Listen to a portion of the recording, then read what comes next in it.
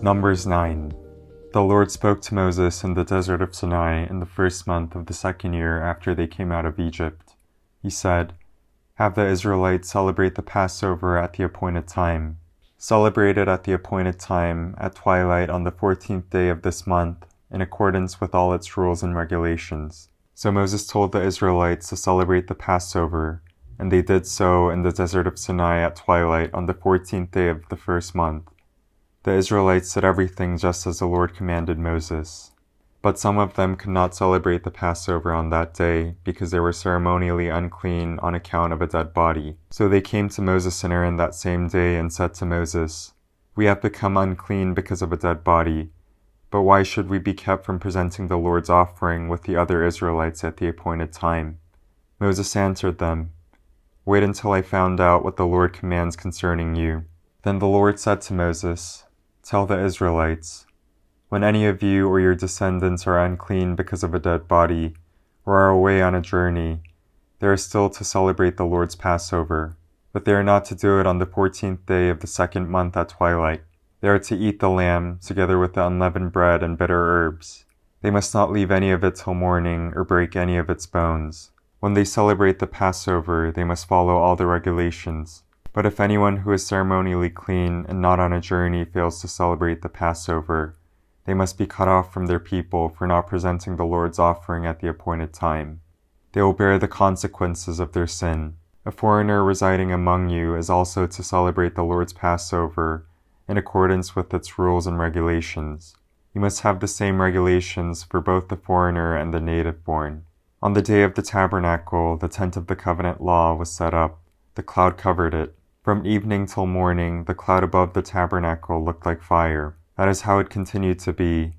The cloud covered it, and at night it looked like fire. Whenever the cloud lifted from above the tent, the Israelites set out. Wherever the cloud settled, the Israelites encamped. At the Lord's command, the Israelites set out, and at his command they encamped. As long as the cloud stayed over the tabernacle, they remained in the camp. When the cloud remained over the tabernacle a long time, the Israelites obeyed the Lord's order and did not set out. Sometimes the cloud was over the tabernacle only a few days. At the Lord's command they would encamp, and then at his command they would set out. Sometimes the cloud stayed only from evening till morning, and when it lifted in the morning they set out. Whether by day or by night, whenever the cloud lifted, they set out. Whether the cloud stayed over the tabernacle for 2 days or a month or a year, the Israelites would remain in camp and not set out. But when it lifted, they would set out. At the Lord's command they encamped, and at the Lord's command they set out. They obeyed the Lord's order in accordance with his command through Moses. Numbers 10. The Lord said to Moses, "Make 2 trumpets of hammered silver, and use them for calling the community together for having the camp set out. When both are sounded, the whole community is to assemble before you at the entrance to the tent of meeting. If only one is sounded, the leaders, the heads of the clans of Israel, are to assemble before you. When a trumpet blast is sounded, the tribes camping on the east side are to set out. At the sounding of a second blast, the camps on the south are to set out. The blast will be the signal for setting out. To gather the assembly, blow the trumpets, but not with the signal for setting out. The sons of Aaron, the priests, are to blow the trumpets. This is to be a lasting ordinance for you and the generations to come. When you go into battle in your own land against an enemy who is oppressing you, sound a blast on the trumpets. Then you will be remembered by the Lord your God and rescued from your enemies.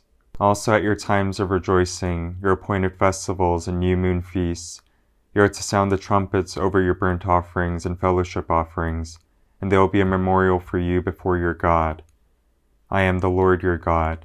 On the 20th day of the second month of the second year, the cloud lifted from above the tabernacle of the covenant law. Then the Israelites set out from the desert of Sinai and traveled from place to place until the cloud came to rest in the desert of Paran. They set out this first time at the Lord's command through Moses. The divisions of the camp of Judah went first, under their standard. Nahshon, son of Amminadab, was in command. Nethanel, son of Zuar, was over the division of the tribe of Issachar, and Eliab, son of Helon, was over the division of the tribe of Zebulun. Then the tabernacle was taken down, and the Gershonites and Merarites who carried it set out. The divisions of the camp of Reuben went next, under their standard. Eliezer son of Shedeur was in command. Shelumiel son of Zerushadai was over the division of the tribe of Simeon, and Eliasaph son of Deuel was over the division of the tribe of Gad. Then the Kohathites set out, carrying the holy things. The tabernacle was to be set up before they arrived. The divisions of the camp of Ephraim went next, under their standard. Elishama son of Ammihud was in command. Gamaliel son of Pedazur was over the divisions of the tribe of Manasseh, and Abidan son of Gideoni was over the division of the tribe of Benjamin. Finally, as the rear guard for all the units, the divisions of the camp of Dan set out under their standard. Ahiezer son of Ammishaddai was in command. Pagiel son of Okran was over the division of the tribe of Asher, and Ahira son of Enan was over the division of the tribe of Naphtali. This was the order of march for the Israelite divisions as they set out. Now Moses said to Hobab son of Reuel the Midianite, Moses' father-in-law, "We are setting out for the place about which the Lord said, 'I'll give it to you.' Come with us, and we will treat you well, for the Lord has promised good things to Israel." He answered, "No, I will not go. I am going back to my own land and my own people." But Moses said, "Do not leave us. You know where we should camp in the wilderness, and you can be our eyes. If you come with us, we will share with you whatever good things the Lord gives us." So they set out from the mountain of the Lord and traveled for 3 days. The ark of the covenant of the Lord went before them during those 3 days to find them a place to rest. The cloud of the Lord was over them by day, and when they set out from the camp. Whenever the ark set out, Moses said, "Rise up, Lord. May your enemies be scattered. May your foes flee before you." Whenever it came to rest, he said, "Return, Lord, to the countless thousands of Israel." Numbers 11. Now the people complained about their hardships in the hearing of the Lord, and when he heard them, his anger was aroused. The fire from the Lord burned among them, and consumed up the outskirts of the camp. When the people cried out to Moses, he prayed to the Lord, and the fire died down. So that place was called Taberah, because fire from the Lord had burned among them. The rabble with them began to crave for other food, and again the Israelites started wailing and said, "If only we had meat to eat. Remember the fish we ate in Egypt at no cost, also the cucumbers, melons, leeks, onions, and garlic. But now we have lost our appetite. We never see anything but this manna." The manna was like coriander seed and looked like resin. The people went around gathering it, and then ground it in a hand mill or crushed it in a mortar. They cooked it in a pot and made it into loaves, and it tasted like something made with olive oil. When the dew settled on the camp at night, the manna also came down.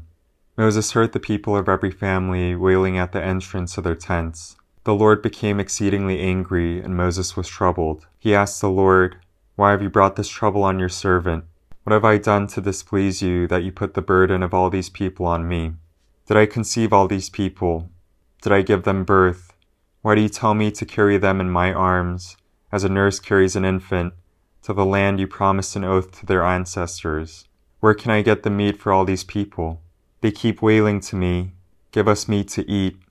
I cannot carry all these people by myself. The burden is too heavy for me. If this is how you're going to treat me, please go ahead and kill me, if I have found favor in your eyes, and do not let me face my own ruin." The Lord said to Moses, "Bring me 70 of Israel's elders who are known to you as leaders and officials among the people. Have them come to the tent of meeting, that they may stand there with you.